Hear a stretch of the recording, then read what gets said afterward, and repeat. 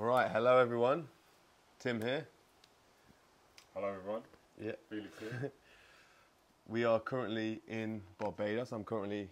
Felix is hosting me at his house. Thanks for having me. You're very welcome. Thank you for being here. Thanks, man. So I thought, man, why not film this conversation? We've had a week, 8 days of incredible conversations, and I recently did one with Josh from Strength Side that I just really enjoyed, and I thought it would be, it'd be silly to miss an opportunity when we're together to not capture and just see whatever we come up with. I've got some notes. We're testing out. This isn't a funky necklace. It's the microphone. You've creatively made a flute talking stick microphone connection that you need to speak into. Yes. Okay. Like flute. No, sorry. And so we just talk a bit about the trip. Talk a bit about whatever wants to come up. And hopefully it captures, hopefully the audio works, hopefully the video works. And we've got nice settings. And for those watching on YouTube, some people might be listening on Spotify, so hopefully the audio's good. So I guess how am I here? I guess I'd drop that. Just like, I was looking to go on a little getaway somewhere. Been working hard and I thought I wanted to go away, and I was looking at places to go, and then Felix just sent me a voice note like 2-3 weeks ago. He said, "Hey, I'm just thinking of you, no real reason for the message, just thinking of you, wanted to send some love," which is a very nice message. You know, how many people only message you when they have something to ask you or want something from you? So, oh, cool. And then he said, just, let you know, if you ever want to come to Barbados, you're welcome to come, place to stay. And within a minute or two, I messaged back and said, if you mean that, are you serious? And I felt he was serious, but because some people say, come stay any time, and then you ask and it doesn't always come through. I felt like you meant it. I asked and you said, yeah, of course. Yes, definitely. Then I sent you some flights. Yeah. And you said, okay. That's great. Yeah. Thanks for coming. Yeah. Thanks for having me, man. It's a beautiful place. Thanks to your lovely partner as well, and Dee and Phoenix, your beautiful daughter, for allowing me to bring my energy into your space. Barbados, eh? Yeah. Yeah, I guess I'd like to talk a bit about your story, and then we'll talk about Barbados, and then we'll talk about whatever else wants to come up. Okay. So, Felix Price, for those that don't know him, it's hard to, I don't like ever pigeonhole and put someone in a box. I don't want to introduce you as this or that. Okay. And I also have my own journey of how to describe myself, right? Yeah. I can feel it now. I'm like, hey, this is it, right? This is the moment. Every time you get an opportunity like this, you get to redefine yourself and express yourself with words to say who you are and what you are, for anyone who's never seen me before or met me before. Limiting words, right? Yeah. It's an interesting art form. And I guess speaking of arts, you do coin what you do, mixed spiritual arts. Mixed spiritual arts. Which I thought that was really cool. I'd never heard that before. Yeah, thank you. So what's the mix of the spiritual arts that you do? Everything, ultimately. Yeah. That's the invitation, is the concept is that it's all the spiritual arts. And anything, ideally, I think the only limitation really is that has some basis in spirituality, which also kind of can go beyond that. If you understand spirituality as everything, it includes everything. Like, to really understand spirituality is to understand spirituality of everything. It does, but I don't want to make this sound too airy-fairy and undefinable, because I feel like we can just skirt around it's everything, which is true, but let's give people something to eat off. The backbone of it that I share and teach is health. Yeah. Being. Yeah. How did you come into it though? Because you're known. Let's just put it out there. You're known as a yogi. That's kind of the route I got to know you through. What I recognised you for in the beginning, and of course you're much more than that. And you don't solely do that at all, but you've got a deep history into yoga. Can you share a bit of that journey? Yeah, that was a big doorway for me when I first started discovering my spirituality and ways to connect to nature and myself, and learning about my mind and my body and my spirit. I discovered yoga classes and yoga teachers and went to India and explored that further and further. So I was deeply immersed in those traditions for many years, and came back, and that was like a big foundation of what I shared. And also made journeys to South America, and to the Amazon, experiences with psychedelic, shamanic medicines. Yeah. This is you're not just like someone who's been out there for a couple of weekends. Like you spent years. No, but some years, over some periods of over years, going for long trips, and Like you speak Portuguese. Like it's not like you just spoke Portuguese, speak Portuguese, Spanish, learn those languages there. Yeah. That was my like a big heart calling for a long time, to go there and really immerse myself in that. 2009, 10, 11, 12. Yeah. That's all I wanted to do, was be in South America and work with the plants and the magic and the healing there. Yeah. Yeah, and then came back to London and discovered other disciplines, martial arts. Yeah. Started training in different ways. So jiu-jitsu, Muay Thai, calisthenics, weights and gyms and fitness and CrossFit and stuff like that. What's the gym in Brixton? Brixton Street Gym. Brixton Street Gym, Yeah, shout out Brixton Street Gym. Yeah. And really like panning back and looking at all the influences that were coming through what I was sharing in sessions, whilst using the name yoga. Just began to make more sense to acknowledge everything that I was influenced by, and channeled and like was seeking a new name, something that felt more appropriate to describe what I was doing. Yeah. So the mixed spiritual arts came through, because I was going to these mixed martial arts classes and training MMA in these gyms, and then I realised, okay, I have this MMA, I really like this, but also I have all these spiritual influences and inspirations. Yeah. And it just one day it just came through, that name. Yeah.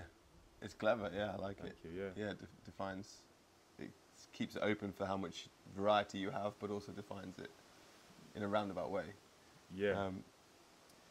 So I mainly share breathwork, movement, concentration, meditation, relaxation. Yeah. As like a framework of things that I offer and share a lot. But ultimately, like with the opening of the concept that it's everything: sport, drawing, music. Yeah, music's dancing, a big part of what you do. Yeah. Reading, culture, community. Yeah, I remember that definitely is a big part of just how your presence with music, with just guitar, and you encourage me. Like I'm very new to it still, but just years ago, just do 1 minute a day, just 1 minute a day, you know. And I learned a few chords, and 1 minute never, of course, there's never 1 minute. It always builds. Yep. And I've got a little bit of progress thanks to that. Yeah. Massive progress. Yeah. Just to that, and so whenever I do spend time with you, I do always leave like so inspired to work on my human and what I feel like are, I don't know, like soul qualities might sound a bit, but it's things that I feel are more innate. Not like I don't want to go away and work on my YouTube game or Instagram game, but I want to like get better at drawing or get better at music, or work on learning a language. Like those are things that have always left you with like being inspired for that stuff. Right, you know? and I have the mirror with you. Like when I hang out with you, I'm like, whoa, get the message and the way to show, and like even like this for me is big for me. You know, like to what setup with it? Yeah, an interview you know, and the setup and sharing and like stepping out with your message, right, and being, you know, brave to say, okay, this is what I think about something, and share it to the world, and being outspoken, and it's been a big inspiration for me. So cool, man, nice, Well, I think we just definitely brothers that like recognise something and appreciate each other. There's probably some addictive bromance like stuff in there, but I think there's still some real pure like connection, you know, of like recognition. That's nice when you souls that are on similar paths on it, but like definitely in our own space, but still on similar paths, and it's just great to interact. But I want to see how we can have value to people listening and not just make the bromance that is called. So, my journey to you, we just when I had ethics you came to a few things. I did a few when I was doing a bit more plant medicine. Did some stuff in Crete, and you got a space in South London, right, Portico, where I've been to many of you. Your morning yoga classes there. I always felt my posture was much better after your class. Very different to any of the yoga I've ever done. And it was always circular, and there was just a shrine in the middle with fruit in it, and everyone's facing in, and there was a lot more wiggling and breathing, and there was just a real nice flow to the way you did that. And then we even here, the day I landed on Friday evening, and then Saturday morning, 5 a.m.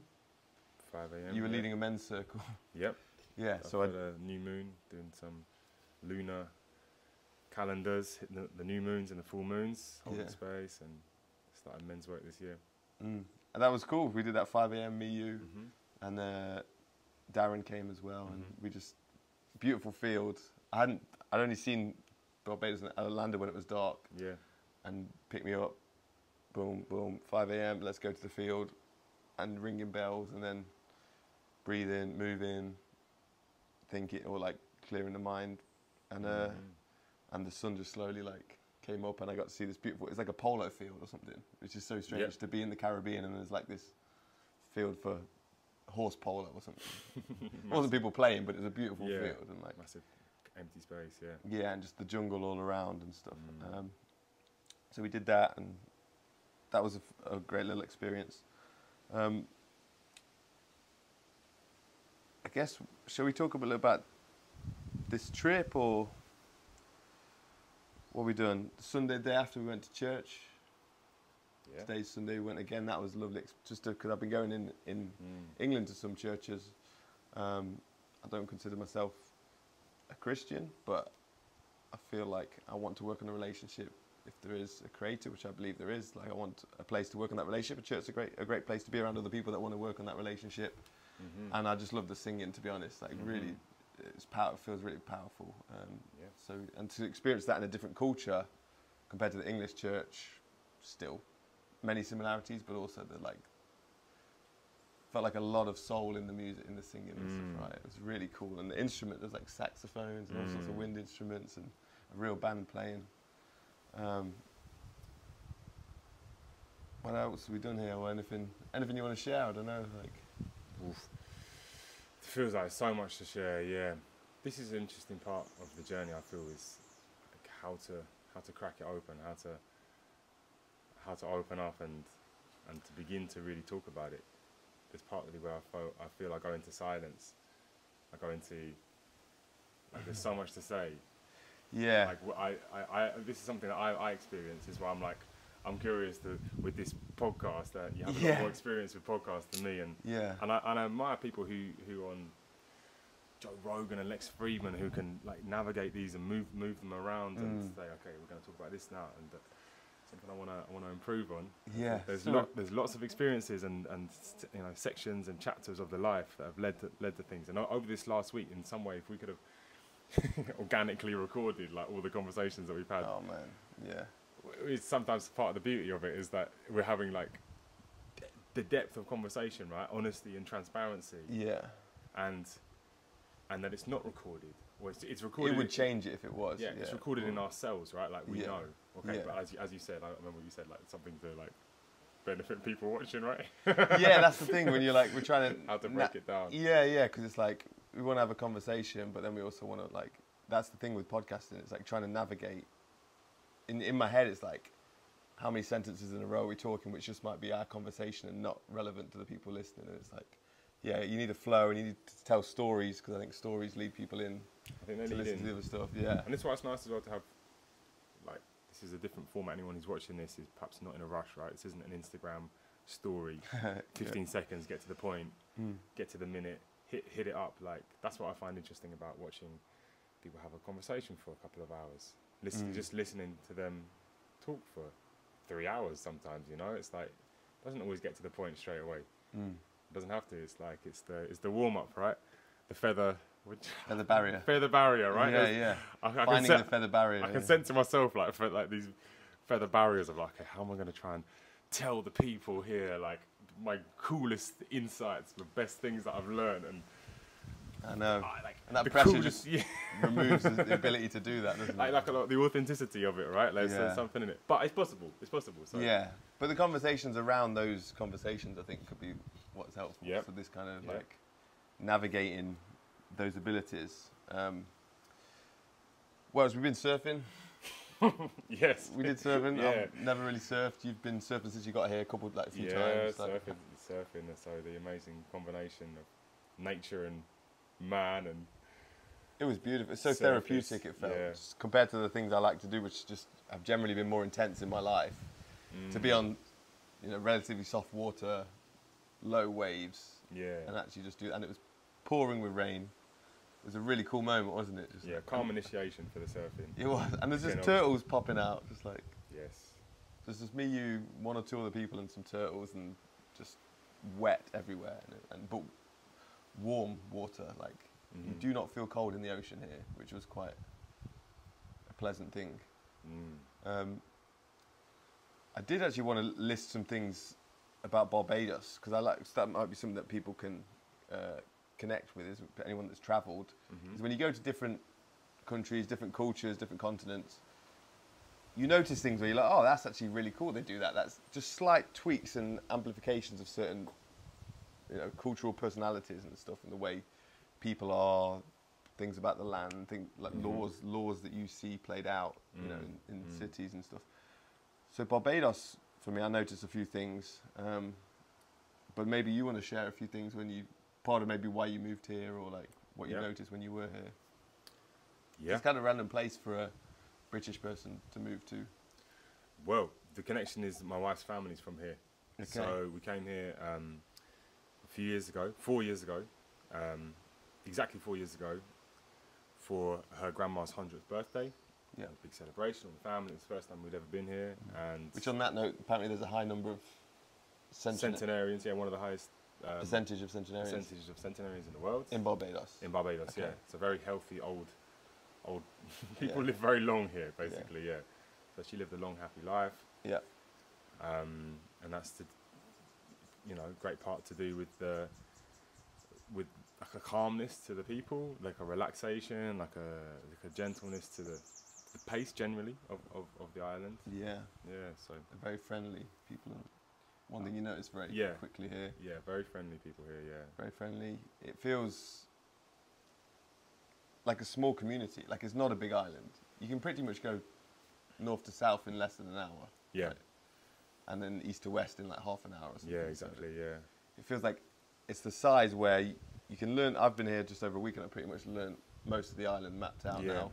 Like, and so that kind of lends itself. I don't know if that helps, but like to feeling that community-friendly vibe, less of a rush, which is definitely good for me to experience. Yeah, more people knowing each other as well. So it's like this interesting size of the island where it's big enough to spread out and everyone's kind of got their own zone and everything. But people know people everywhere. So I think there's like a general, just natural respect between the people, the interactions and stuff, because it might even be their cousin or might be their auntie, or someone might know someone from the school or something like that. So compared to like the anonymity of an interaction with a stranger in London, where there's a high chance that you'll never ever see that person again, people perhaps drop the simple free things of just politeness, simple polite interactions with someone and wishing them a good day. And they do, yeah. I mean, it does help. Like the weather is amazing here as well. There's a load of sunshine the whole time. It can have rain. When it rains full power and it gets it all out. And then it will be sunny and I love the intensity of the rain. Yeah, like literally every day there will be very intense rain. Yep. At this time when I'm here now, anyway, that I've noticed, but then it will also dry up very quickly. Yep. But then the temperature never feels too hot. Like it might be on the cusp around if you're in midday sun. Yeah. But there's always shelter, but generally like just going around in a tank top or shirtless if it's by a beach, it's just been great. Like. Yeah. Just living in shorts. I thought like it's winter in England coming up soon. I thought like even the ocean might be colder now because the seasons affect the temperature of the ocean, and in Europe and that, and the temperature of the ocean is incredible. Like once you've been in it like 30 seconds, there's like barely any shock at all, like barely any. It's like a little, like, okay, we're in water, yeah, freshness. And, like, wakes you But up, then yeah. within 30 seconds, it's like, I said it was like a float tank where the temperature is the same temperature as your skin. Almost feels like you're just in the womb or something, and it's just, and you're buoyant in the salt, and so you don't have to work too hard to swim about and splash about. But it's kind of two oceans meet, right? There's various theories about it, but like we're like on one side it's known as the Atlantic, and on the other side is the Caribbean. Known as the Some people say it's actually the whole thing is just all Caribbean. Yeah. I mean, all Atlantic, sorry. Okay. So even the west coast is the Atlantic. But it's kind of known as like the one side is all rocky and big waves crashing, and then the other side is like a lot calmer and stiller and gentler beaches. And that's quite like noticeable. Yeah, like, yeah. Just massive difference. Just within the same day going to both sides. You're like, oh yeah, it is way more rugged. Yeah. Water's a bit cooler, waves are way choppier, and the other side is just like paradise beaches from top to bottom. Yeah. Like we've popped out, parked on a road, walked 1 minute down an alleyway or something, or less, 30 seconds, and then you're just on this beach and you look left and right and there's palm trees, and then little cafes and bars and stuff like that. It's like it's very much, I don't know, because it's don't want to just be like first world like luxuries, because there's still like an element of ruggedness to the whole place, but it's like the things. It feels like they value the things that are more important. They seem to get right. It's like the cleanliness. There's not much litter anywhere, right? Yeah. So the national pride is a really interesting thing to observe, and especially now. So that's like the known as the 30th of November is Independence, Barbados Independence Day. Yeah. And this whole month is a celebration. So there's Bayesian flags everywhere, and when we came in 2020, so kind of to go back to the question you asked, how we got here, we went. At the end of the 2020, we were living in the flat in London, and it was like the whole COVID and everything, and the lockdowns and everything, and we thought, let's just try something completely different.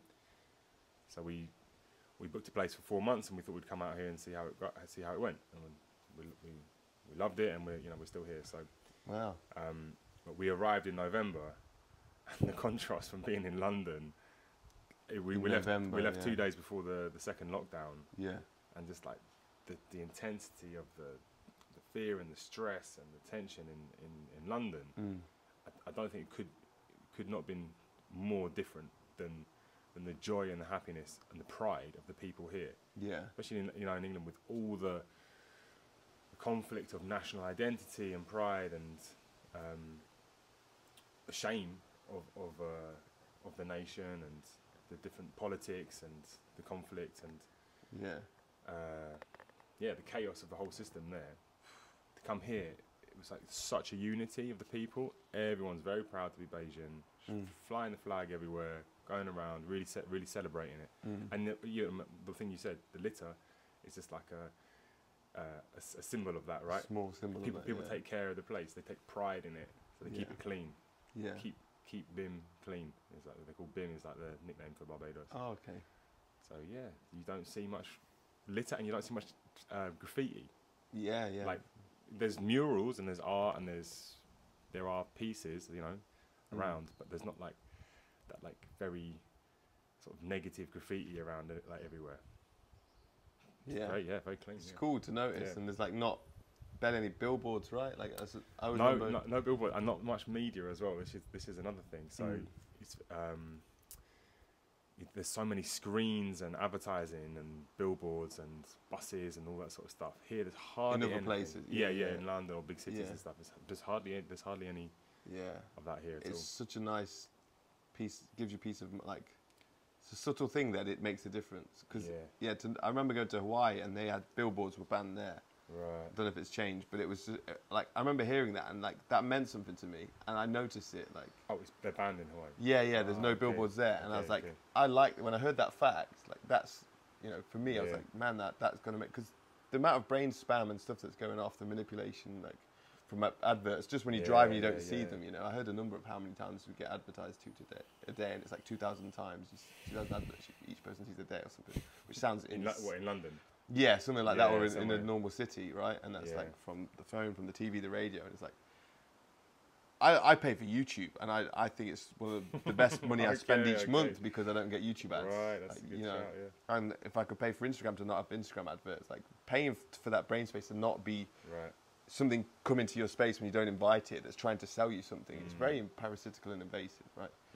And there may be, you know, hypocritical things in that. I've paid for Facebook, Instagram ads in the past myself. I don't currently do it, but I've done that. So, you know, exploring the ethics of this stuff has been interesting for me. But to drive around the city and not have the big billboards and like even the amount of television, in London now, right? They've popped up so many. Yeah, and another thing interesting is the light pollution, because there's not many street lights here. Yeah. So at night, it gets dark. Yeah. Really quick. Yeah.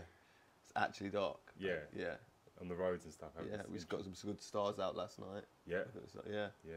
It's really really been cool. They drive on the left, which is for British people a little perk. Same, yeah. Minor. So quite a lot of like English systems that are still quite similar.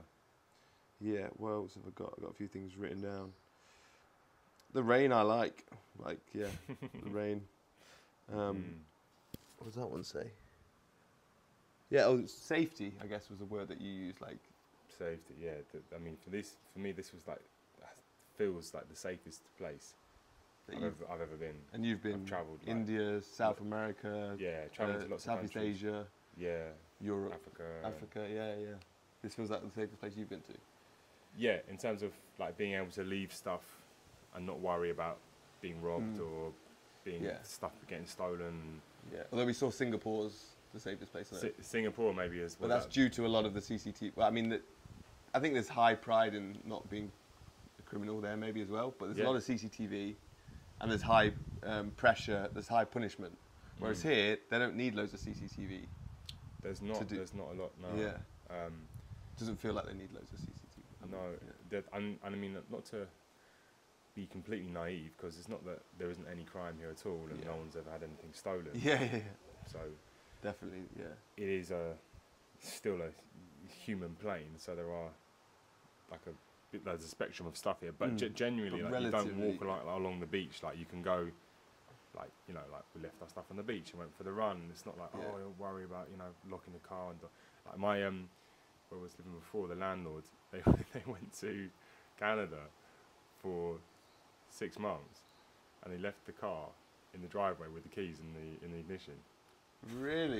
Yeah, just as an example, like that is a story. Yeah. Yeah, he's not worried about 6 months with the keys in the ignition. Yeah. Wow. Like that. Yeah. That level of. I just would absolutely love to live somewhere where you just didn't have to lock the front door. Like that would be so mega. You know, the contrast. I'm just thinking now. I saw a video of someone in South Africa. Yeah. Like how they lock their. I mean, it must be a rich person in South Africa, like their ritual of locking their house in the evenings, insane. The number of locks and bolts and alarms that they set off, just to get into their inside. Like, that's what they do every night. More than a 2-step passcode, like for the phone, it's like a physical triple, quadruple step. So that's not here. So that's nice. Like that fear thing is not here. Yeah, it's nice. It's definitely nice to feel that. And then there's also the safety of like insects and stuff. I mean, in England, it's not a big worry that we have in England, but I know in some countries you could go to and it could be, you know, and this might be us. We talked about, like, we could just be avoiding all our fears, you know, find a place where we're not triggered by someone might steal, you know. Yeah. But it's that balance of, like, you know, go somewhere there's more loving, there's some good loving traits here. Yeah. So it's like similar, like in England, you're not worried about getting poisoned by a crazy spider or something, but it has the heat of a place where you might be. Like, in Brazil, you know, there's stuff that will come and bite you and cause you trouble, you know. But here, something to do with the geology of the island. That this is basically a piece, like a scraping of the plates, the Caribbean and the Atlantic plates scraping together and pushing up this ridge of Earth, that once it got to a certain proximity to the sea level, could then begin to cultivate coral, and then coral began to grow on it, and then over millions of years built up layers and layers and layers of coral, and that got pushed up to the surface. So the whole island is this coral being that's kind of Ridge that's being pushed up continually from the ground, and there's something to do with the alkalinity of this coral that kind of caps the nature in a certain way. Like the size that things grow is different to the other Caribbean islands, which are volcanic, which have come from like the lava and have a different like fertility or something that can grow things in much bigger scale, like the fruits and stuff. Like the way they grow out there is very different. And they have, and over in those countries they have like lots more dangerous insects and animals and stuff. Yeah. Whereas here it has this very interesting. Yeah, you can like wade in. No, we did yesterday, and it wade through the gully, like untouched, untapped. Yeah. Like through spiders' webs and everything. Yeah, and you don't feel scared. Well, once you told me that, I was like, yeah. But otherwise, you'd be like, I don't know what creepy call is. So far, so good. So yeah, it's just millipedes, African snails, quite big snails. Big snails, yeah. Loads of these tiny little frogs in the night, which and then loads of frogs. We saw a massive toad yesterday. Whistling sound in the evenings. Yeah, that's the sound. Yeah. Yeah. I was going to ask then on like, what do you think? Because it could be like, there's the soil that affects the flora and the fauna and all that stuff, right? But what if like the emotion of the island, these people that are more welcoming, like the wildlife is a match to their emotional state, or their emotional state is manifested from the island being safe, you know? Whereas if you're around a place where you feel like you could get killed at any time, you might feel a bit more on edge that cause you to be a bit more unloving or whatever. Just a random tangent thought. That's an interesting tangent. Which has got a deep... The chicken and the egg, or just irrelevant. But also, you know, very painful subject of the history here with the people is that now it's very different than it was 100, 200 years ago in the history of slavery here. Okay. So there's been a lot of times when it hasn't been a sweet, nice, friendly place for people to be. Yeah. So, and then before that, people living here for thousand years before that. Well, you said that, and I didn't realise. Yeah, that it was native Indians or native people, like whatever. Yeah, the natives. Not from Delhi. Yeah. No, but yeah, the native people of the Caribbean, the Caribs, and then it was the Tainos and the Arawaks, and I don't know exactly the names of the tribes of the origin of the people here, but yeah, there were people here before the Portuguese and the Spanish sailed over the ocean. But people from Africa. And before that, way before, that happened a century or so after, time after they invaded the first. Yeah, the first settlers. Yeah, world's a crazy place, man. World's a crazy place, and this is the flip side of this island, is that it's like you come and it can take at first like take the beauty, just takes your breath away, you know. And this is we arrived and we stayed here for like 11 months.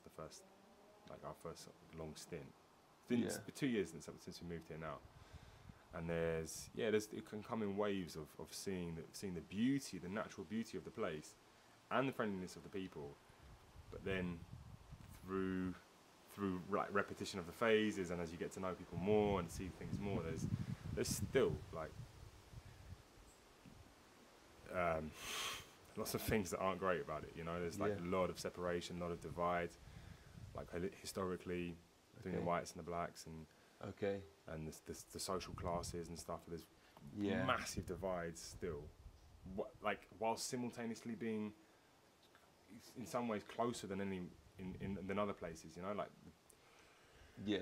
I mean, coming after in 2020, like especially after all the George Floyd stuff, and you see like the protests of people walking and like seeing all these stories of America and how people are treated there. To come here, it feels like I think I naively felt like, this is heaven. This is heaven for black people to be here. Like, oh wow, of all the places I've been, here you see so many successful rich black people, and there's a massive middle class of the island, where there's big houses, big cars, big, you know, and like the family unit's very strong here as well, which is very different from, you know, like in England and stuff, where there's so much broken homes and like that. But here is like very there's still like a very strong family unit, and yeah. you see, and that's beautiful to see, because it's not like so easy to see in England and America and these places where we get shown a lot, right? We get it, movies and TVs and series, right? Like the like tragedy and chaos and drama of like modern life and urban life and the gang culture and stuff. Like you walk around and see the metro, it's like this is kind of more the image of what we see, right? Yeah. Even like rap, you know, like kind of like negative cognitive rap and grime and like all this stuff. It's like fucking like heavy energy, right? You come here, it's like, right. To go to church and everyone's like, it's like happy family, and and you go to the beach on the Sunday and there's like the whole beach is full of families all just like putting around, and the kids are playing, and everyone's like got a picnic and like, on Sundays people go to church and then they all go for a picnic in the afternoon, like as a family. Like, it's like wow, I remember when I first came, I met this black American guy who was visiting from LA, and he was just sharing. He's like, he'd come just from, he'd been in all the George Floyd riots and stuff, and he was just sharing like that. He's just so different. Like it was like a relief. I could feel the relief in his voice when he was like talking about how it felt to be here, you know. So perhaps like the animals, the danger of the animals may represent like a physical thing, but then the danger of like the media in America, which is like that brain creating that fear that creates that division, and that's, I mean, we all know that, right? But it's like the fear that they drum up around that whole stuff that is just so toxic to human, like just to be, and then so you're saying he felt the contrast from there to here. I mean, I'll share my like opinion, if anyone's watching, if any Bajans are watching this as well, or whoever's watching this, I'm just trying to honestly share like my insight with the place is that it went through such a hell, like kind of karmically or spiritually or something with the people here for hundreds of years. And I don't say this lightly, you know, and like my partner is of African descent, so it's like it's something that is, you know, very close to my life experience. But there's like been such a trauma that's happened here for so long. It's almost like what it feels like is the relief of the post trauma, like once it, so it's kind of over, like in some ways, even though there's still all this like social gap. Like compared to like literally being in slavery, this is like so there's also this other side here. This island's very compliant and very like there's this like very like obedient. Don't rock the boat. Yeah, people just like keep in their lane. So can I just ask, how come then other places which aren't in slavery hasn't got the same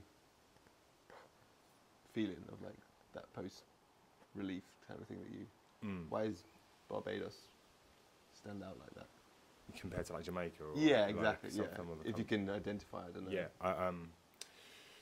I'm not sure. I think there is something to do with this like the size of the island and this like it's of all the maybe it is a smaller island thing. I haven't lived on many islands this size, and there must be other islands where it's kind of like it's the right size to have a bit of space from people, but it's not too big that you don't know who people are. And I know Jamaica is like way bigger, right?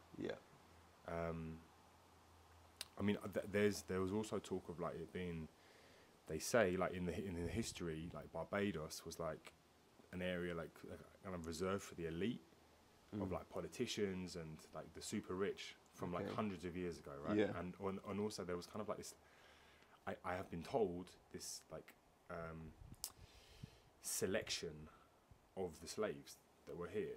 Okay. So you said the more like more compliant or like well-behaved people were brought here, and then less behaved ones sent to Jamaica. And I don't know. That's how I'm kind of I'm like, not saying like, am I saying that? Am I saying that right? I'm sorry, you know, like if I've said that wrong or whatever. But I have heard that several times. So it's kind of like this known thing that Barbados is like the gem of the Caribbean Sea. It's known as that. The general. The gem. Oh, the gem of the Caribbean. Gem. It's right at the very end. Yeah. Furthest east. Into the Atlantic. Geographically, and also there's this. I'll show you on the map later, and you can see like this like the shape of this curve that goes all the way from Florida through. Like you can see how the land like moves. You know, like even if you like look on the beach and you see the way the sand like ripples. It's got a similar on a bigger scale across the whole out, yeah. sea. Like it curves, goes all the way around, and it's like, bink. Like the very tip of it is where we are right now. Cool. So I don't know. That is a good question. Like why am I saying is like it's yeah like here and there's so much crime in Jamaica and I don't know. I'm sure the thing was I felt like it went through so much suffering. People like after the revolution, there was a revolution called Buss's Rebellion, where he led the slaves to overtake the plantations, and there was and then one night they all went and burnt down the plantation houses and kind of like rose up. That was like the biggest act of rebellion that kind of in their history to get them out of that thing. And now like the government, they have like control, like the people, like the African originated people here have control of it. So now it's more or less like, right, like shut up, like honestly, like okay, if there's a lockdown, so this is what happened during the lockdown. Okay, observe the rules, right? And then people are like, okay, cool, what does the government say? Cool, I'm gonna do it. Like whereas compared to in England, it's like lockdown, fuck off. Like, I don't want to do it. Well, it's interesting. I want to talk a little bit about that because we'll try and keep it flowing through. But it's good. I mean, this is important. I think like for me, it was fascinating to hear this stuff, and I think as I'm getting older, I don't know why, like history of that stuff does feel more important and like fascinating to learn than when I was younger. And I'm very aware how we can just appear like just two white privileged males having a conversation. Yeah, we're like, Barbados is lovely and the weather's nice and like, surfing's cool and like, people are really friendly here. It's really nice. And it's like, there's a lot more. Yeah, well, it's good to at least have the conversation and maybe people watching know more or have other experiences or sort of something. Yeah. But on the COVID thing, because it is crazy how people are still like wearing like nearly everyone in church is still wearing a mask. Last week, women were singing wearing a mask in church. I'll be at a bus, driving past a bus stop in the middle of nowhere, and a woman will be stood at a bus stop with, I don't know when the next bus is coming, it could be 10, 20 minutes away, and she's wearing a mask in the middle of the day sun, like, just stood there in a mask, and you're like, it's her choice to do that, but it's just, it seems really deeply like that penetrated, like. Definitely, very strong, and that's, So what were the kind of there was one story you told me about the rules and you could only use the beach between certain time, which I found. Yeah, that was actually kind of like a nice, it's like a weird side effect of it. That at some point, so when I first got here, there wasn't like it kind of like been a bit of a scare at the beginning of when everyone was in March and stuff, and they'd gone boom, like shut down everything really quickly and kind of like kept a real lid on it. And then it'd been like relaxing. So when we got here, everyone was just chill, and it was kind of like it wasn't really a big thing. Other than that, they say you have to wear a mask when you go into a supermarket. So I bent the knee after like having not touched the mask at all the whole time. In England, or when you were in here? England, in England. When I come here, I was like, okay, I'm gonna go to the petrol station and go into the supermarket. So I did that. It's weird how it felt like there was a choice in England to a degree. Like there's the rebellious spirit, whereas it's a bit more Americanized here, I guess, and in America it's like you have no choice. You are not coming in unless you do this. That was which is what kind of like maybe like England. I was like, right, well, I can still say I'm exempt. Yeah. What are the reasons for being exempt? Asthma, One of them, it causes you distress. Yeah. Like, well, there you go. Yeah, I'm exempt. Yeah. That was me. Anyway, that was my thing. Yeah. Anyway, came here. It was pretty chill until Christmas, and then in Christmas, loads of English tourists came, and then brought with the. Can I just say trying? Oh yeah, sorry. The audio might be way off, and I apologise. If like this is this distance, and then that's. Sorry. It's all right. Thank you. Tell me. No, it's all right. So yeah, they came and like load of ill people came, and then loads of people got ill and. Did it? Yeah. Yeah, and then they like locked it down. So it like spread around the island. Yeah, that's what they say. Like, loads of cases and tests, and the number of cases rose, whatever. Yeah, but then the beach thing. So the beach, and they said, okay, lockdown. All the schools are shut, all the jobs and everything's up.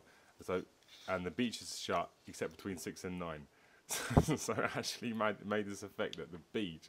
AM in the morning, yeah. So 3 hours in the morning, you can't go after that or before. Yeah, so we'd go down to the beach, everyone would go to the beach at 6 o'clock in the morning.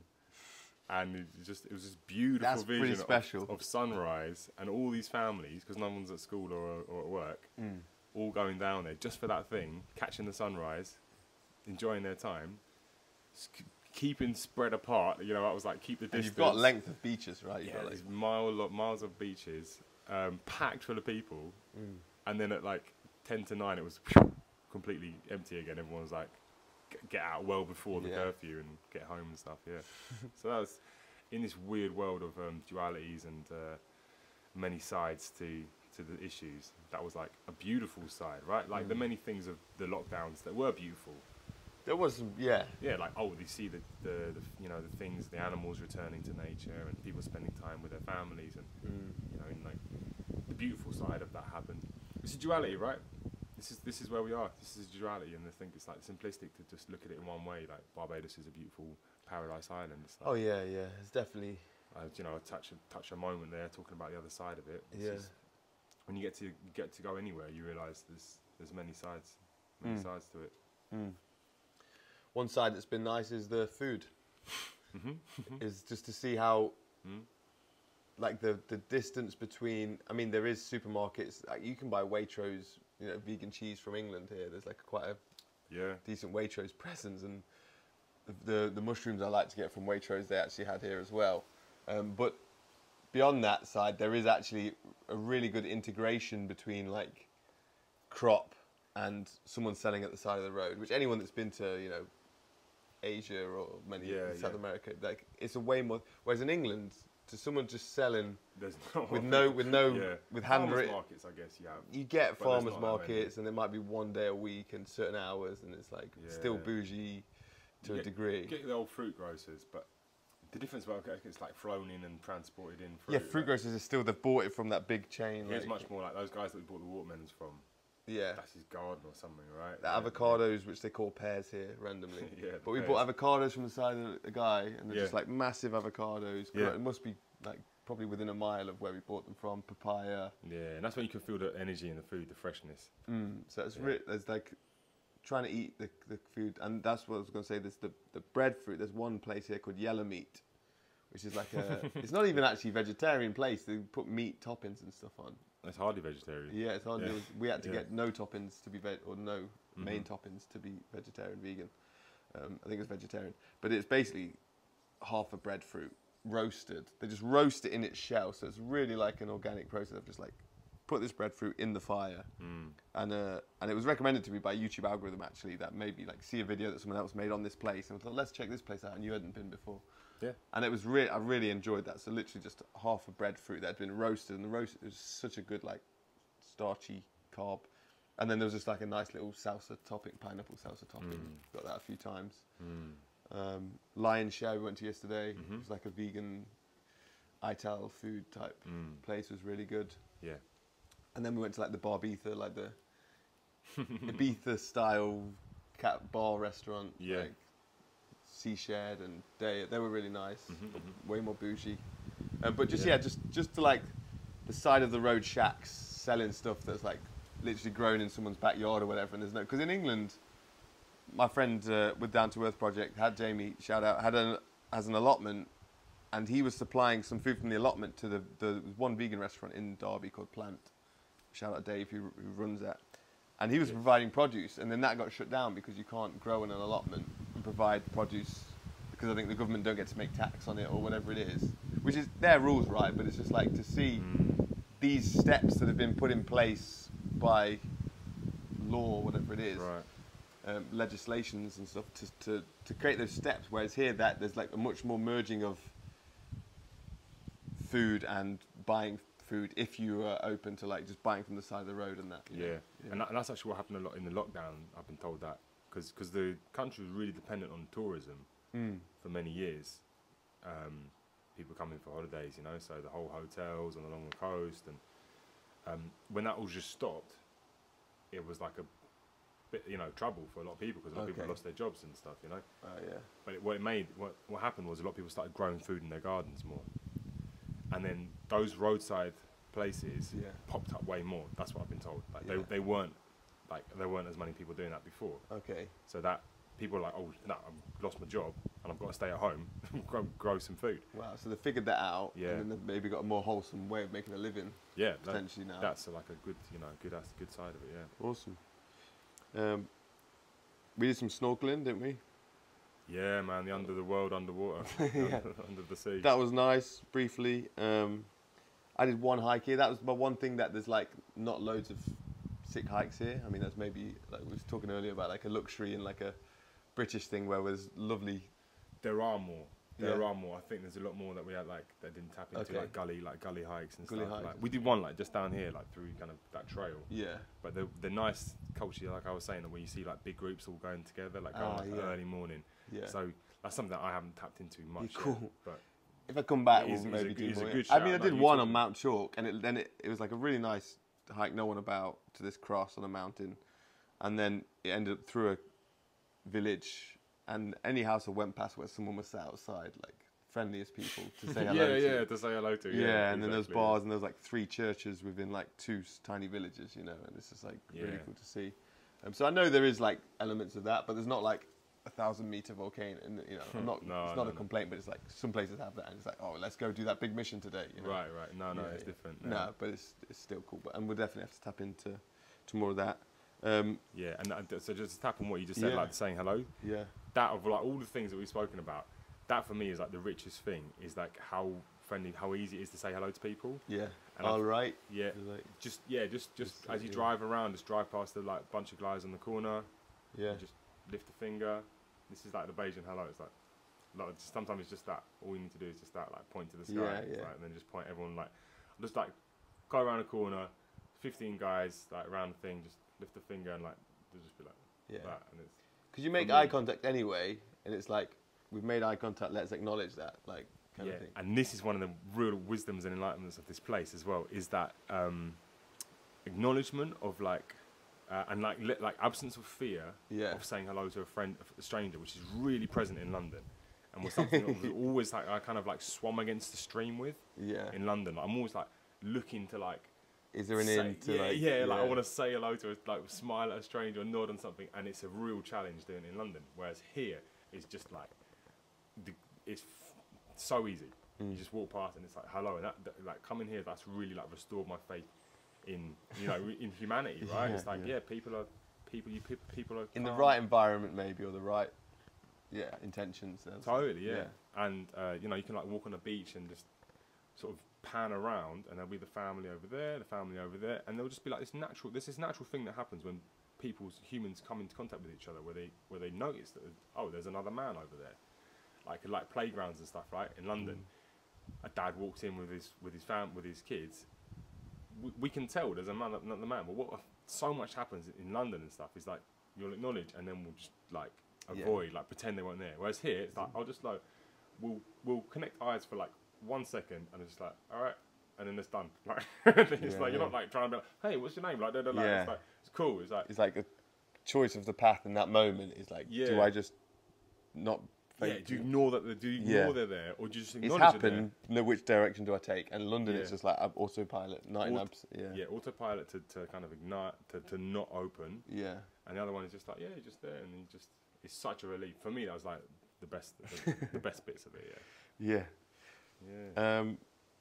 Big up Barbados. Yeah. Come. It's cool, man.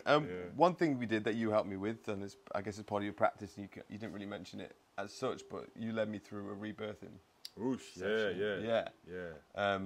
And I guess just to set that up, anyone watching, when you go anywhere, you travel, and you might have, especially when you're younger, you're like, I'm like, maybe unhappy or whatever. You're like, I'm going to travel and that will solve everything. You have this belief that as soon as I get there, I'll be happy and stuff. But then, of course, you realise you still take yourself with you. You take all your problems with you. You can't just change your environment and it's going to fix everything. Of course, it's good to pursue your desires, and maybe, environment is a factor in stuff, and you might be putting yourself, like having to swim upstream and actually doing yourself a disservice to force yourself to be in an environment that isn't conducive to where you're at, and you just not being met with, I don't know, whatever you feel you want to be met with. But yeah, I came here, it's a beautiful paradise place, but I've still got my own stuff that I'm dealing with. I've not, certain stuff that I've maybe alluded to in other conversations and stuff, but I don't want to go deeply into that now. But I've definitely had certain heaviness within me, which you probably felt at certain times. I'm like, you know, in a good place, but we're not just like having a laugh every second and like, you know, life is great, you know. And you said, you know, I've done rebirthing before. I've had some sessions, and have you led people through it before? Or like, I've been doing that. Yeah, cool. Do you want to do a session? And I didn't feel I had a choice, not because of you, but for myself. I was like, well, I've got to try something to kind of shift where I'm at. And for me, the shift is generally to feel what we'd see as a negative emotion, rather than like trying to, what can I do to make me happy? Find a good thing that make me happy. It's like, how can I sink into what I'm resisting something right now and I feel stuck? How can I sink into what I'm resisting to purge out that, you know, in a way from my soul, whatever it is, the negative feelings that's blocking me from feeling the joy, allowing the joy to flow, which is the natural flow. Yeah. And so going into the rebirthing, which is, I don't know if you want to explain it a bit better because you've done it more than me, but like. Sure. Let me try to explain this rebirthing. I mean, the basics is just like a technique of. It's a breath work practice, right? Like that. Yeah, go on. Yeah, like I just allowing really deep breath for a long time, and in a relaxed position, and the effect of that is emotions coming up to the surface that are. I mean, it can have many effects. It can affect different people everyone differently. But one of the common things is that previously held in emotions from traumatic experiences, and these will be met, like, to define trauma, because people might think, well, I've not had any big traumas in my life. This can be totally like remedial childhood stuff that you don't have a clue is still there, right? It's like, totally, it's on the unconscious. So that's what I feel. I've got a lot of like childhood buried stuff that I'm not aware specifically of the moment, but it could just be like being in the presence of certain guardians for a certain amount of time. But anyway, it's like a big flush, basically. Yeah. I mean, ultimately, ideally, it's like bliss and euphoria, and transcendence. What is like that? Like deep breath, just like breathing really. That kind of like the goal is like that's comfortable and blissful, and then like as I was saying, like once you go past the emotions, go into the extra dimensional experiences and go through the spheres and. Out of body, and go through the third eye and go into the wisdom realms and the inner universe, right? Like that's the potential, but that's the theory. But when you do it, all the discomfort is there. The reality is, okay, here's the theory: lie down on your back and breathe something like this, or in and out through your mouth, like for an hour. Yeah. And see, do you go into bliss, or at some point, does it begin to feel like massive waves of emotion come? Yeah, or you want to stop, you feel tired, you're like... so falling asleep is a big thing. So this is where like doing it in with a partner can like a guide sometimes it's just about helping the person stay awake. So as they're approaching like a breakthrough, the system will go into shutdown as a kind of like a protection of like, hey, we're about to like pop something here. Let's chill out. Like, go to sleep. But when someone falls asleep, it's like if I'm holding space, I just like tap their chest. They're like, and then they wake up and begin again, and then just keep breathing through. And it can be so. The thing is that people get very emotional and like have these big releases and cry a lot, and you can tap into that. So it's about setting up the space where it's like, hey, this is not a normal space. This isn't like sat around having a chat like with your friends or in the pub or whatever. Like, you're making this space specifically for this, to release the stuff that we don't normally feel comfortable doing, that we normally repress, like for our safety as well, because you don't want to just start releasing it in the supermarket.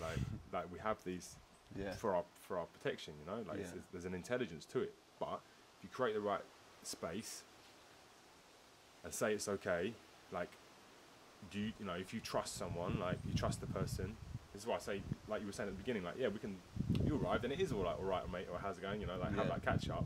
But also, you know, like we've got trust, we've built a relationship over years. It's like, you want to take should we take the mask off? Yeah. Let's make the space where it's okay to like let out stuff and discuss the negativity. Like that's like how do you get? For me, it's all an undoing process of like you can focus on all the positive and love and stuff, but it's like also understanding all the negativity and how we can remove those boulders to allow all the more of the good stuff, right? Yeah. And there's many ways. This is one of them. It's just simply lie down and breathe. And and then also I feel like a big cue from it was because I just want to roll into fetal or like lift my legs up or start to shake, and you're just like open, like put your energy into the breathing, and that's something that my body really wants to just like have a distraction of something else, and that helps a lot because it just was like so simple but also so frustrating, like holding patterns and armoring. So this is something that we like learn over to protect ourselves. It's like when such trauma's going on.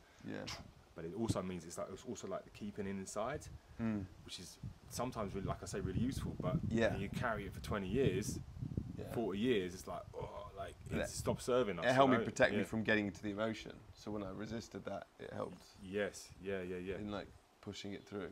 Yeah. And then what I think, and you were like playing music, playing guitar, drums, singing, drums. Like you build into it. Like there's a real flow in, right? And entering the space, and like, it was really powerful, man. It's beautiful. In hindsight. You went for it. Yeah. But for me, I guess because I'm fine to talk about where it kind of went for me. It was like I feel really tired some days, like, and I've like from I don't know, just whatever's inside taking my energy, like this repression. Carrying, right? Yeah, carrying. Yeah, it's draining, man. And part of it was that, and I had this big wave of like frustration was a big, like I'd say the main emotion at one point, and it's just like just fucking tired and frustrated, and I allowed that to come, right, and it was a bit of a tantrum. Like there's a few like I kind of got up and it's a bit of sobbing, but ultimately it was just like my whole body wanted to and like scream, and like yell and punch, and I just allowed that, and then would go back to the position and like letting out the emotion, which in the time was repressed. Yeah, exactly. And in that at repression, some point in my childhood, imprinted and stored. Yeah.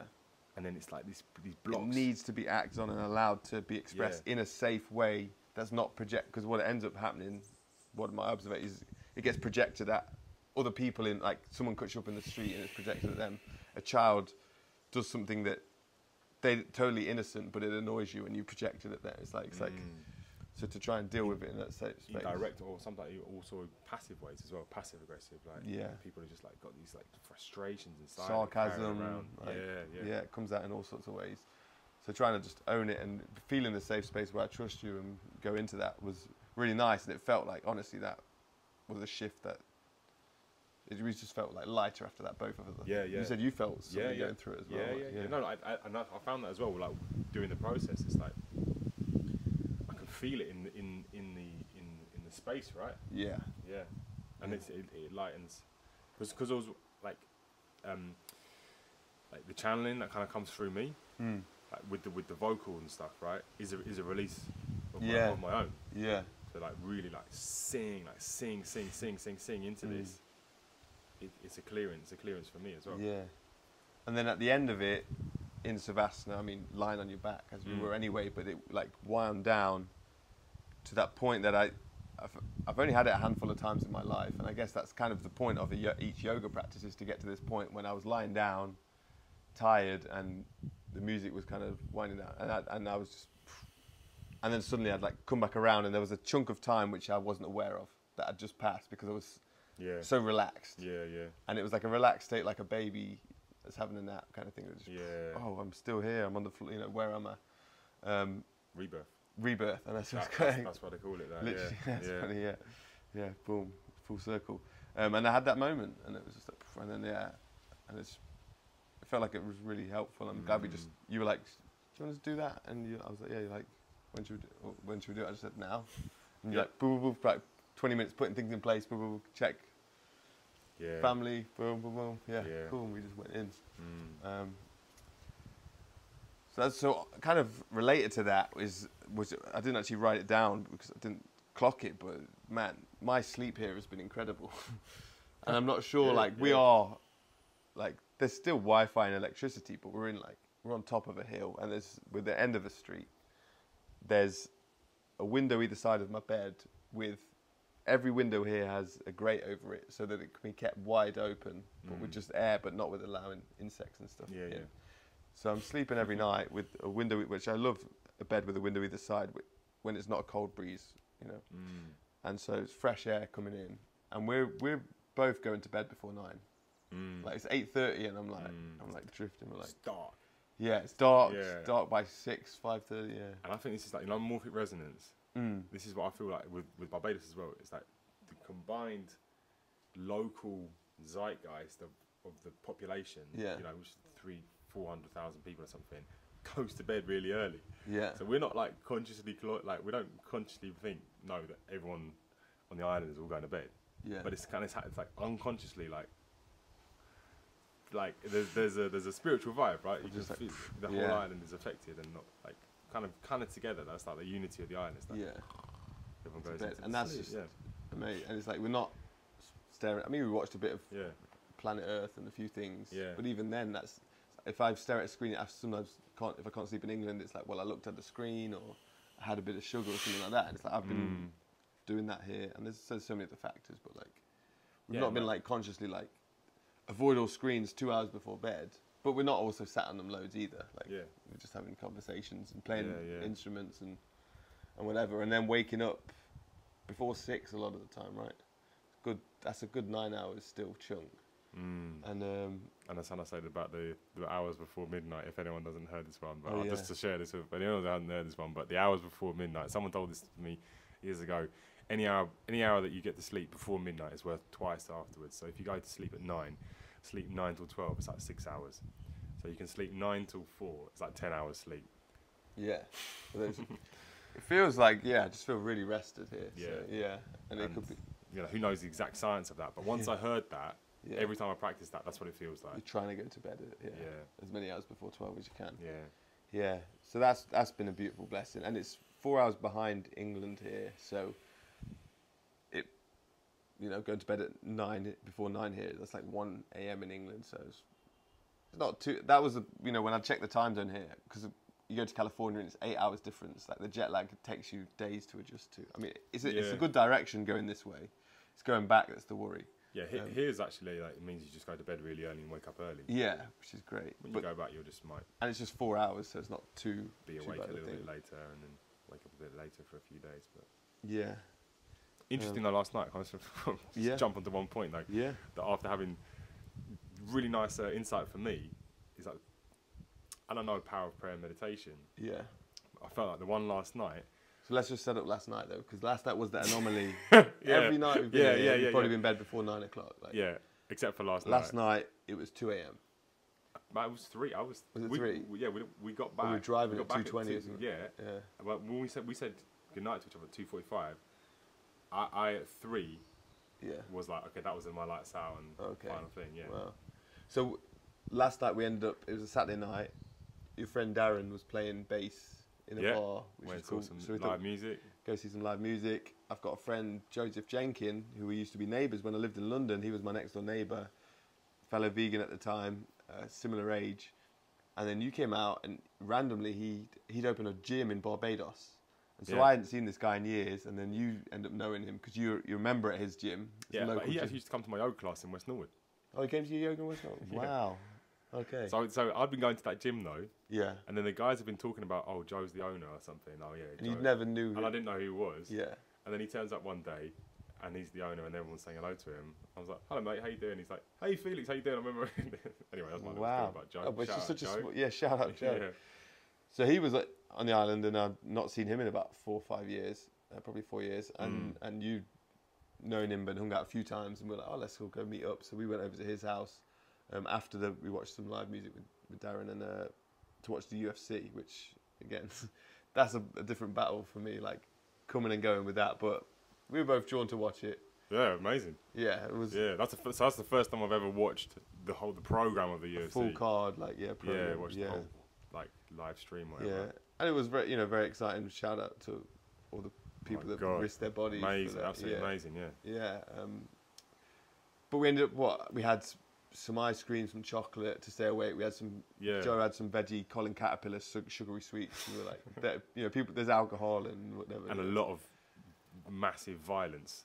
Yeah, right? yeah. That's the energy, that's the excitement and the energy, right? Yeah, it's intense. So we like, had some sugar to stay up and...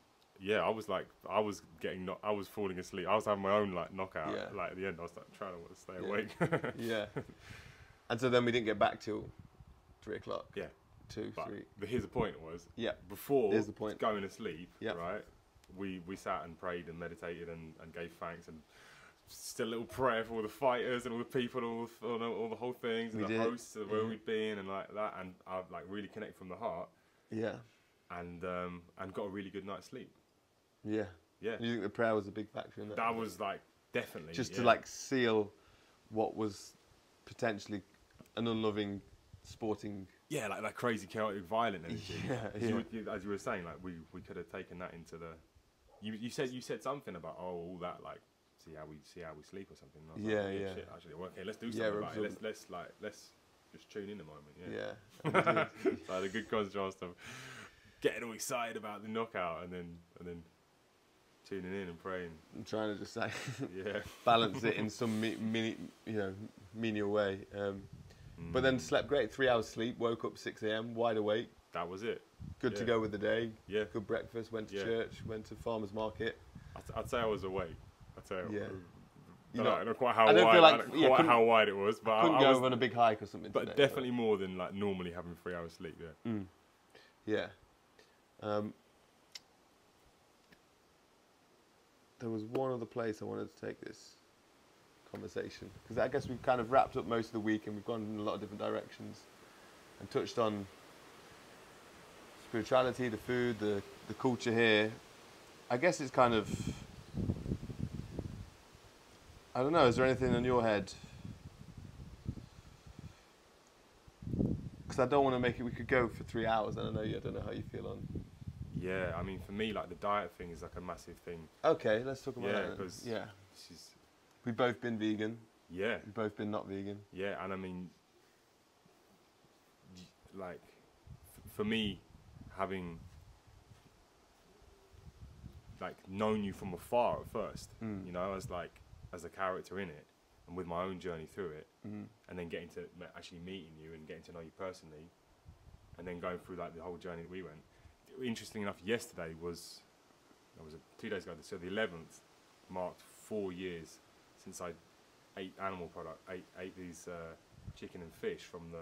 So you were 8 years vegan, just to clear that. You were vegan for 8 years, and then 4 years ago, you stopped. Yeah, I mean, for full disclosure, 8 years of walking towards veganism, like stints and extended periods with relapses. So failed, like multiple ex-vegan. Yeah. Many times, but longer, like stints of years. Yeah. Year-long stints. With the last stint was 4 years or so. And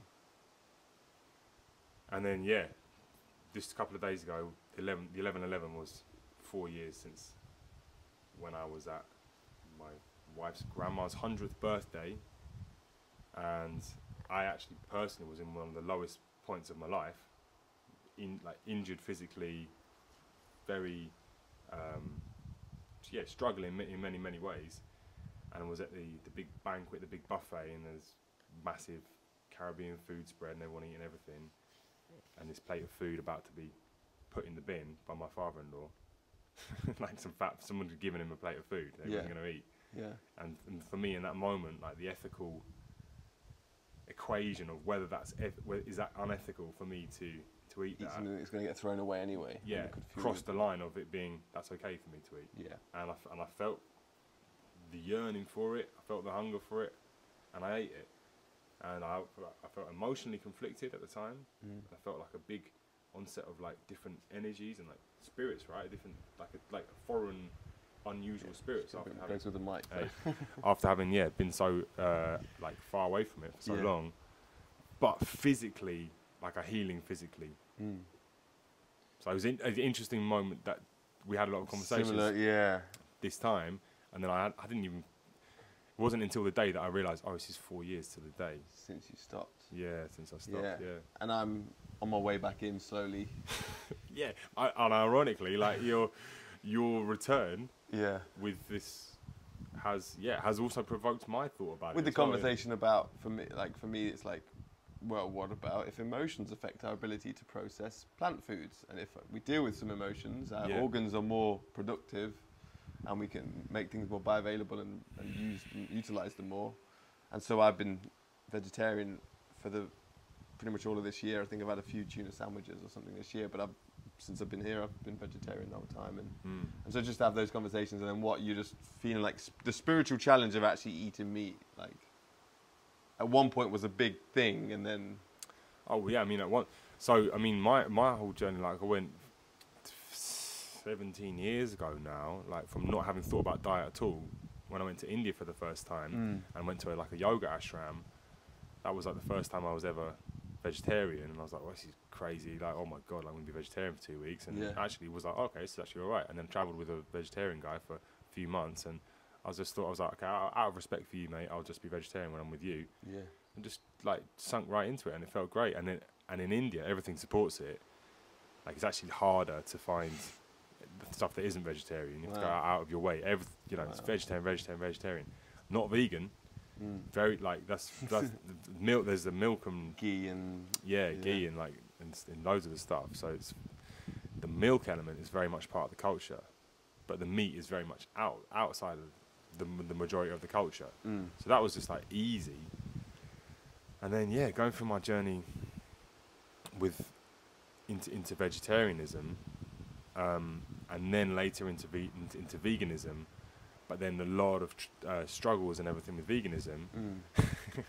but then seeing like you were like my role model of like it's possible to be a strong, healthy vegan athlete, and so like having this internal dialogue of like, all right, well, if I ever meet Tim Shieff, then that will be like. I'll reset again, and like, I'll just start again. Yeah, vegan again. I'll just start. I'll go 100% vegan. Yeah. Because I've been like vegan. Yeah. Like mostly, but like allowing a bit of fish in sometimes and stuff, But then meet you, I was like, all right, cool, boom, this is it. Like, and it was soon after that moment that we actually linked. Yeah. And then it was like, vegan. Like we're on the vegan. We're on the vegan. Yeah. And then.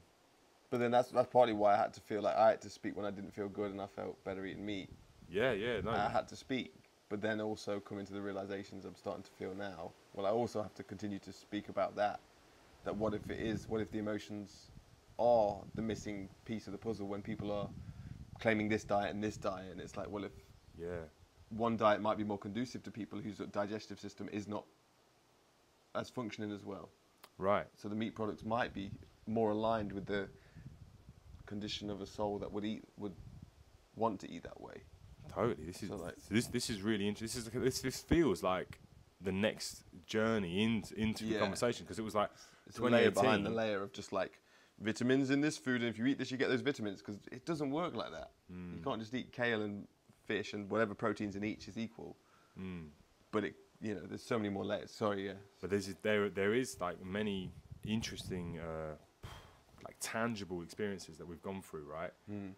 Where you're inputting nutrition, and you've got a certain feeling from it, and like struggling with like a certain with the plant-based thing.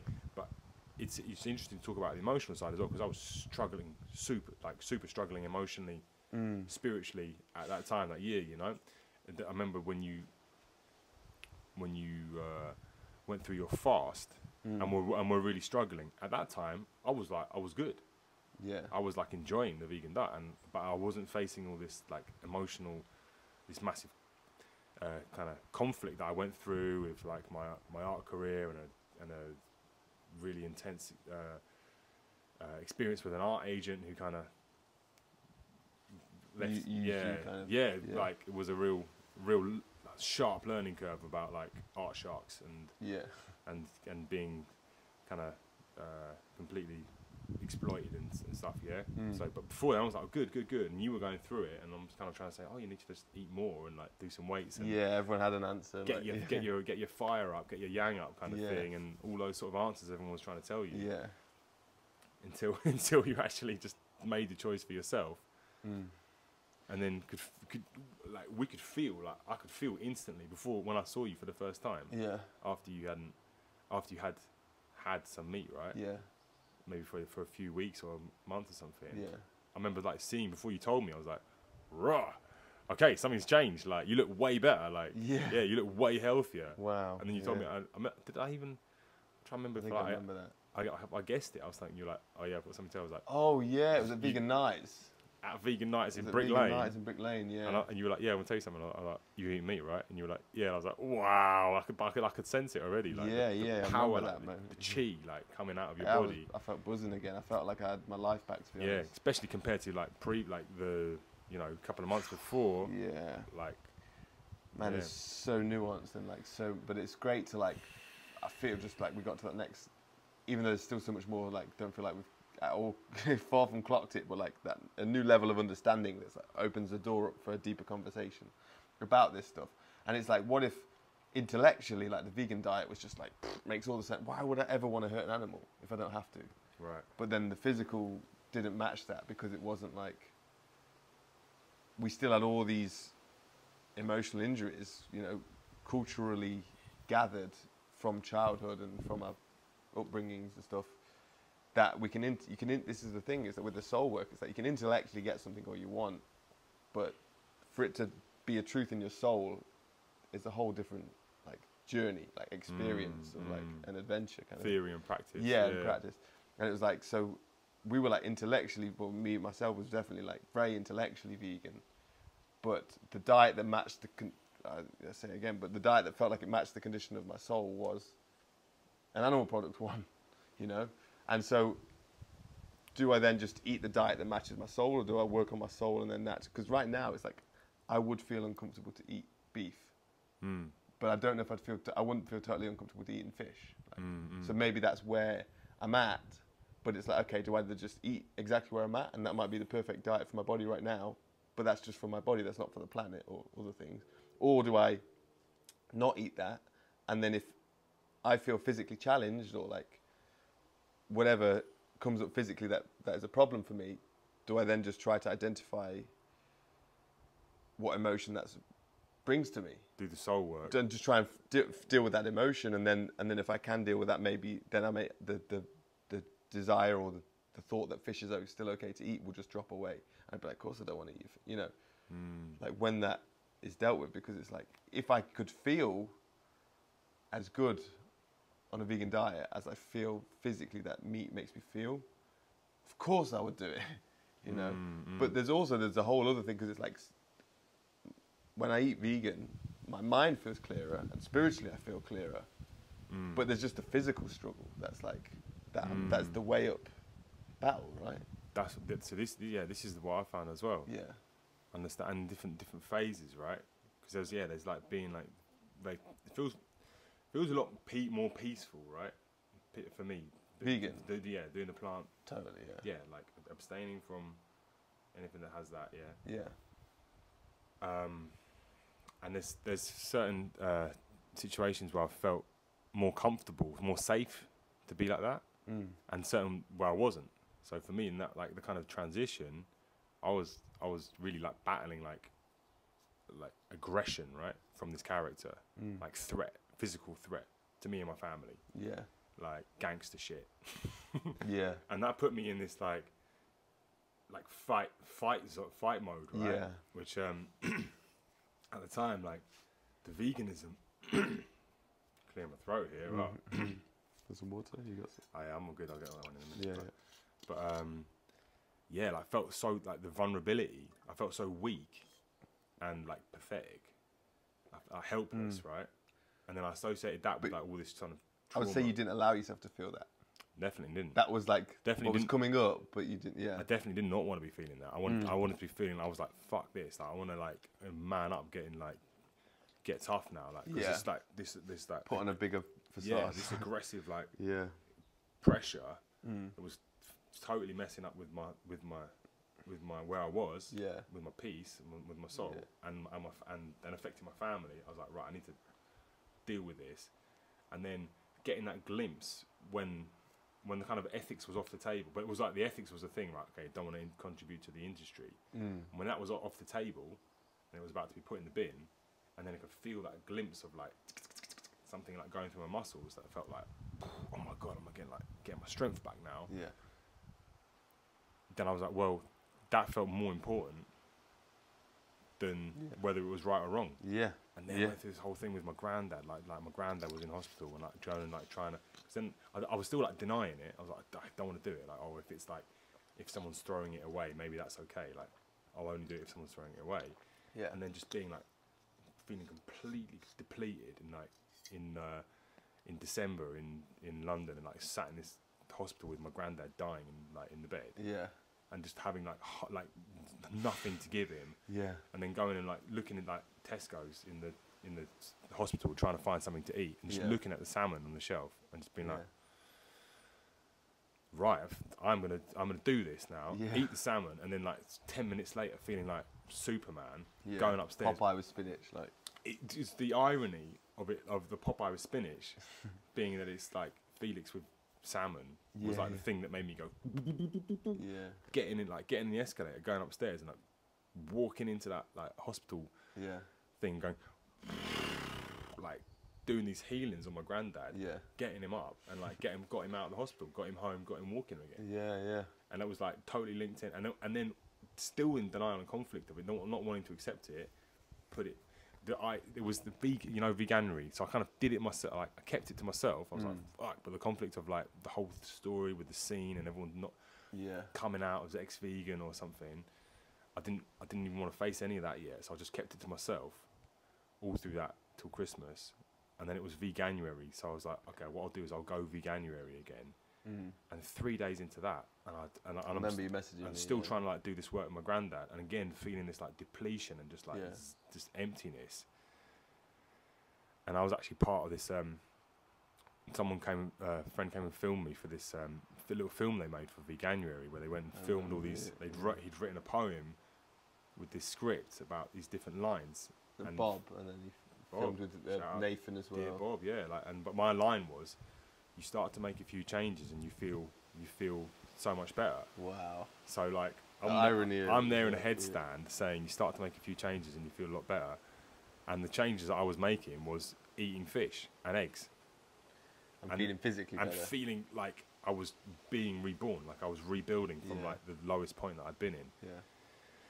But it's like the ethics just got like, I couldn't even face it at that time. And I've, in some way, kind of been on that for the last few years. I was going to say, fast forward a few years, so how do you feel now then? Fast forward now, and it's kind of what I shared with you when you first came as well, like in the men's circle, was like compromising my sort of inner compass in many ways. I could feel it like building up, like here, like felt like very close, like to the shallow with my breath and stuff. You said it's kind of shrouding your heart or something. Yeah. They say the Buddhists say that eating meat extinguishes the seed of compassion. So that was like, and I think I've felt that. So like I felt physically a lot stronger. So I've been like manning up, like building up. 5x5 on the weights and all that. Yeah, powerlifting and doing my jiu-jitsu and getting like, I mean, I completely transformed. Yeah. From where I was to like, you know, over a couple of years, like with but spiritually, like, almost like couldn't really recognize myself. Wow. So you could like, and when you came back, I didn't even know where you were on, or you know, we spoke and you've been on all sorts of aspects and spectrums of that diet, right? Yeah. I was like, you kind of said like, he was like, what is Tim doing now? I'm like, I don't know, like what is this? And you say veg, I'm like, okay, all right, cool, that's interesting. Yeah. But immediately like made me think, okay, and in some way, out of like the same way like I went vegetarian the first time, out of respect for the person that I was traveling with, just sort of naturally like chosen veggie options. Like, let me see what it's like. Let me like sort of, because it's been, haven't even wanted to face it really. Like and now I'm like, oh, let me look at it again now. Yeah. But interesting enough as well, like I say, the emotional thing with this, like the trauma, right, of this conflict that I was in, that also healing as well. So more healing and forgiveness and acceptance and letting go of that. Yeah. So I don't like feel like I'm in that like fight mode anymore. Like before, yeah. And even just a week or so of the like vegetarian options, it's like wow, like this is an interesting zone to like play with now. Like I can feel myself like going into those new zones, and I ask myself like, how much am I being affected by you and your opinions and what. Yeah. Like in some ways that's good, but also I don't want to be too affected by what someone else thinks. I want to like really own what myself is. But it's interesting to observe. I have been noticing that. Yeah, and it's been great to be with someone who's open and like can like have these conversations and be like, oh yeah, there maybe is other things at play with this stuff. There's more at play. Yeah, definitely the emotions. Yeah, so I can see that. Yeah. Well, we've gone on an hour and a half. And I don't mind going for. I reckon we could hit a nice 2 hours, but I'm just remembering it is my last. I fly out this evening, so if we keep going, then I'm going to eat into our. We want a bit more travel time. Yeah. But I just want to. The last two things, literally, is like, what are you enjoying training at the moment? We'll start with that. Yeah. Feather barriers. Yeah. I'm enjoying hearing all the things. I'm enjoying the rope. You got into rope flow a little bit. Yeah. How would you like?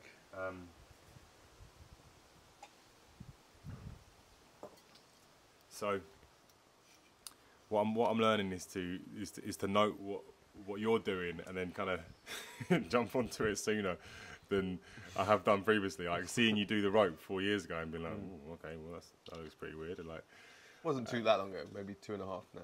Was it? Okay, yeah. Not much. Yeah. Yes, yeah. And then I'm like, so I do that every day, and I just you put 10 minutes on the clock. Like 10 minutes rope. Yeah, I got this little ritual. I just do timer workouts. And I like the combination of like structure and freedom. Yeah. So it's not. I'm not saying what I'm going to do in that 10 minutes. It's just this many reps and this many sets. Yeah. Like I'm far. Like I feel far away from that, but I do like the structure of 10 minutes. Like, so then I often just put my headphones on, listen to something, and just journey. And forget about time until the bell goes. Yeah. And then I put that down, and I spin the staff, and then the bell goes, and then the mace. I'm really getting into mace, like so turning the mace, and this is, man. I like you feel all the patterns of the rope in the mace stuff, right? Feeling the patterns of the rope, and after having years of been very like focused and obsessed on numbers and powerlifting, linear, and, like, 1 rep max, bilateral strength training, yeah, totally, and eat like out of insecurity and ego stuff, really, you know. Like, I need to prove to myself. Like someone told me that a strong man can squat twice their body weight. Yeah. I was like, oh, I want to be strong. Well, I better learn how to squat 180 kilos then. Like, and until I do that, then I'm not strong. And go through phases with that, and I went through a CrossFit phase. Turned up to CrossFit every day for a few months. And been there, and just much more creative with my workouts now. So the things you're showing, like a few things of like, this holding the weights in like strange position, like out to the side, and like squeezing intensity. It's not about the size of the weight; it's the feeling in the body, the intensity, the intensity and the time and all that sort of stuff. So that's really good. Doing a bit of the like muscle control, maxic stuff. Yeah, this maxic muscle flexing stuff's really cool. Yeah, that's what I've been sharing at the moment in the School of Biomechanics. It's like some of this stuff that I've done this week. And breath work. This is all physical stuff, and I guess as well that the mental training, like the mental concentration training. Yeah, well, you do meditation every day. You do your 21 for 21, right? So you have a school that you lead online as well. Yes. Yeah. Can you talk a bit briefly about that? Yeah. So guiding, like kind of inspired by a 21-day course that I did with Deepak Chopra, of just listening to a guided meditation every day. I was inspired to record my own 21-day process, and I made it 21 minutes. Started in 2021, so I was like, okay, well look, after having done lots of longer sessions online and sharing those, and you kind of experience how much time people have, like trying to find different balances of like time and investment for people, like to interact with, like what can people think, what do people think they can can work with, you know, like it's an hour and a half online with someone too long. Like with my own experiences as well. Like it feels like in person, like an hour and a half, maybe more. Yeah.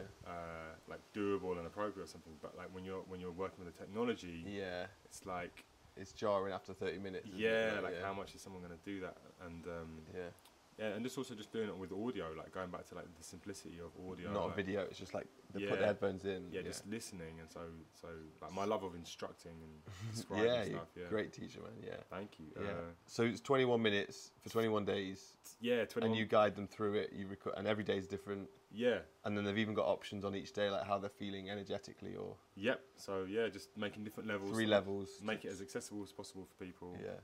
And also making real time to sit still, and the same way that we apply this intensity and concentration to our physical bodies with the flexing and the exercises, doing it with the mind. So training the mind to stay focused, and then observe, like training the mind to be able to scan the body, and then training the heart to go through the compassion meditations of self-love, love for our loved ones, love for the ones we don't even know yet, love for the ones who've challenged us and triggered us the most, hurt us the most, and that being the gateway to love for all beings, passion for all beings, and that's my lifelong journey.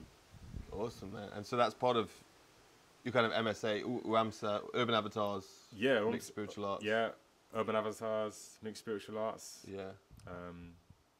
That's the community. That's the project. That's the passion piece. Cool. Whilst painting visions for the world as well. Really being like my big passion piece as well. Is the artwork, canvases and drawings and designing and taking time to bring through visions that I've seen into 3D, right? Yeah. Making like windows into worlds, I call it. Windows into this physical realm. And then also like you'd make songs as well, like some singing, so ceremony and retreat. Music, freestyling. Guitars, freestyling. Making up, So all forms of so that's why it's kind of mixed spiritual arts is like it's part of that. It's included. Learning different human skills, challenging your fears, like It's good, man. Cool. Where would they find you then if people want to have a little look at your work? IG, Linktree. Thank you. So Felix Price .uamsa UMSA. FelixPrice.uamsa.com. Yeah. Urban Avatars Mixed Spiritual Arts. Yeah. On Insta, FelixPriceArt.com. .com on Insta. On website. Oh, okay, yeah. What you on Insta? Felix Price Art on Insta as well. Oh, just Felix Price Art, yeah. And then you've got FelixPriceArt.com as well. Yeah. Got a few things. Okay, cool. Yeah. You need to shrink that to like one place you can send people to, or like 2. I guess the art stuff's cool. You don't need to do anything, sorry. But like, No, I do. I need to do. There's lots I need to do. Yeah, I always find that. You're like, I don't want to send them here. It's like, just... Felix Price. Linktree.Felix Price. That's what you want to do, innit? Get your Linktree. Like, yeah, I think that's what I think there is. Okay. I have a Linktree, yeah. Okay, So, Felix Price. Either way, people will figure it out. I'll put a few links and stuff as well. Yeah. Make it easy for people. Yeah, just go to that's the journey, being spiritually minded and like making a business or having to make a living. The spiritual path. Yeah, like a foot in each world, the spiritual and the material balancing them. Yeah, that's playing the game, man. Like for the benefit of many, right? This is amazing. Shout out Apple. Yeah. DJI. YouTube. Internet, YouTube. Yeah. Like all these amazing technological. What's it? Monfroto make the great tripods and like. Yeah, just all these things that kind of what have I got? Are easy to take for granted. Yeah, Belkin. Who's the other one? Antler. Is it Antler? Make the hard drives like. I don't know. Man. Ankle. All the minerals, all the materials. Oh man, that's a whole ethical. The miners. Thing as well, yeah. Yeah, thanks to the miners. Whoever's working in the mine right now, digging out the next. Can at least give them thanks, eh? Factories, China. Yeah. Man, that's shippers. That China conversation. So. People driving the ferries, the tankers. Yeah. Yeah. I don't want to like cut that off, but it's like Yeah. No, it's good. No, it's good. Like, at least we can do is acknowledge them, right? Acknowledge and give thanks. Yeah, And give just, thanks. You know, do our best to share some goodness into the world. Right about now. Us. All right, let's go explore the highest point of the mountain. Yeah, we're going to Mount Hillaby now. Yeah, Mount Hillaby. Okay, cool.